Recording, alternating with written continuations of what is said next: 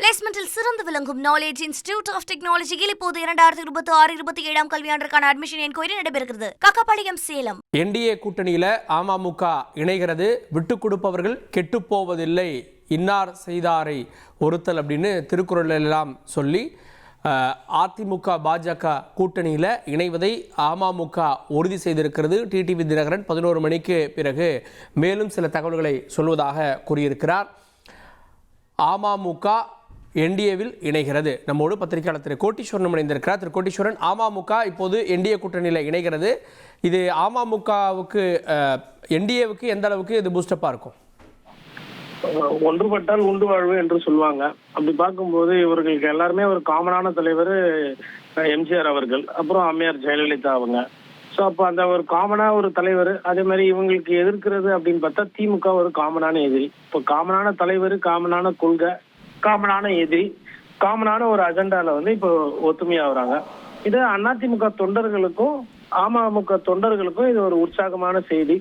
தேர்தலில் தேர்ந்து ஒரு வியூகம் அமைக்கிறதுக்கும் சேர்ந்து வேலை செய்யறதுக்கு இது வசதியா இருக்கும். ஒரு காலத்துல இவங்க எல்லாம் சேர்ந்து அதிமுகவுக்காக உழைத்தவர்கள் தான். அப்ப இந்த மாதிரி சேர்றதுன்னு இது ஒரு ஆர்கானிக்கா இருக்கும். இதுல ஒரு முரண், பிரச்சனை, பஞ்சாயத்து அப்படின்ற மாதிரிலாம் இருக்கும். தலைவர்கள் ஒத்து போயிட்டா தொண்டர்களுக்கு எந்த விதமான பிரச்சனையும் கிடையாது. அது மாதிரி அம்மா மக்கள் முன்னேற்ற கழகத்தை பொறுத்தவரை பாஜக எதிர்ப்பு நிலை இல்ல பாஜக கொள்கையில இருந்து பெரிய ஒரு வித்தியாசம் அப்படின்ற மாதிரி ஒரு பார்வையெல்லாம் இல்லை.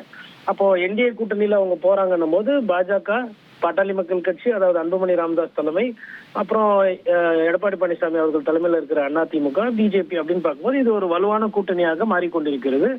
இந்த கூட்டணியோட அந்த பர்செப்ஷன் இருக்கு இல்லைங்களா, அதிமுகவுக்கு கூட்டணி இல்லை, வலுவான கூட்டணி இல்லை அப்படின்ற அந்த பேசுபொருள் கொஞ்சம் கொஞ்சமா மாறிக்கொண்டு இருக்கிறது. என்டிஏ ஒரு வலுவான கூட்டணி போது அதிமுக அந்த கூட்டணியை வழிநடத்துகிற ஒரு கட்சியாக பார்க்கப்படும். பட் அமமுக அமைக்கப்பட்டதனுடைய தோற்றுவிக்கப்பட்டதனுடைய நோக்கமே அதிமுகவை கைப்பற்றணும் அப்படின்னு தானே. அந்த நோக்கத்திலிருந்து விலகிறப்போ அடிப்படை அமமுக தொண்டர்கள் அதை ஏத்துக்குவாங்களா? அதாவதுங்க, அந்த நோக்கத்துக்காக தான் அவங்க தொடங்கினாங்க. பட் அவங்க என்ன பண்ணிட்டாங்கன்னா அது ஒரு தனி கட்சி. அதாவது ஓபிஎஸ் அவர்கள் என்ன சொன்னார்னா, கடைசி வரணும் அதிமுக நாங்க மீட்டெடுப்போம், அதனால ஒருங்கிணைப்பு குழு போட்டிருக்கோம், அதிமுக எங்களுக்கு சொந்தம், இல்ல எங்களை சேர்த்துக்கணும்ன்ற அந்த ஒரு நிலைப்பாடு எடுத்தாரு. அந்த நிலைப்பாடுக்கு ஒரு தீர்வு வழக்காடு மன்றம் மூலமாவோ, தேர்தல் ஆணையத்து மூலமாவோ, இல்ல பொதுக்குழு, சிறப்பு குழு எது மூலமாவோ ஒரு தீர்வுக்கு எட்டப்படவில்லை. இவர் என்ன பண்ணாருன்னா, கொஞ்சம் அவருக்குன்ற ஒரு தனி பாதையை அமைத்து, அது என்ன கேட்டா ஒரு பொலிட்டிக்கலி இன்டெலிஜென்ட் மூவ் டிடிவி அவர்கள் பண்ணது. இப்ப அவருக்குன்னு ஒரு இயக்கம் இருக்கு. இது யார்கிட்டயும் போய் அவர் கேட்க வேண்டியதில்லை, கொல்ல வேண்டியதில்லை. அவருக்குன்னு ஒரு சின்னம் இருக்கு, அவருக்குன்னு ஒரு கட்சி இருக்கு, ஒரு பாணி இருக்கு. அப்ப அவரோட சொந்த ஐடென்டிட்டியை மெயின்டைன் பண்ணிக்கிறதுக்கு அவர் ஒரு தனி கட்சியாக அதை மாத்திட்டார். அந்த விஷயத்துல இருந்து டிவியேட் ஆகி என்னைக்கு அதை ஒரு தனி கட்சியாக ஆக்கிவிட்டு அவர்கள் ஒரு சொந்த சின்னத்துல போட்டிவிட்டாங்களோ அப்பவே அவங்க ஒரு தனி என்டிட்டி ஆயிட்டாங்க.